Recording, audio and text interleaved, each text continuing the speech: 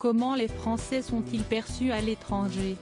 C'est une question assez fastidieuse sur laquelle il est difficile de tirer des conclusions définitives.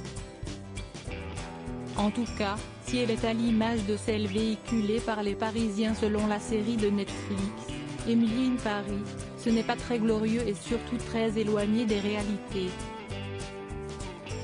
Les Parisiens en prennent pour leur grade mise en ligne le vendredi 2 octobre 2020. La comédie romantique n'épargne aucun cliché à la ville lumière en 10 épisodes d'une trentaine de minutes. L'héroïne, campée par Lily Collins, la fille du chanteur Phil Collins, semble découvrir un univers parallèle en traversant l'Atlantique. La Chicagolaise quitte rapidement les hauts quartiers de l'Illinois pour découvrir une culture aux antipodes de ce qu'elle a connu jusqu'ici. La Tour Eiffel en tête de gondole, Emily poursuit des études de marketing. C'est un Paris mondain, propre comme une salle opératoire, habité d'énergumènes de mauvaise humeur, avec un croissant entre les dents et un béret vissé sur la tête, qui entoure la jeune et insouciante migratrice.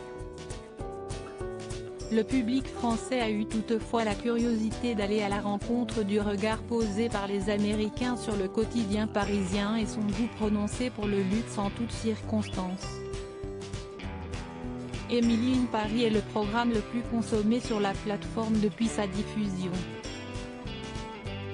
Une deuxième saison est même à l'étude malgré des critiques unanimement négatives et qui ont fait l'objet d'une succession de parodies sur les réseaux sociaux de la part des internautes français. Bientôt un tour du monde des clichés?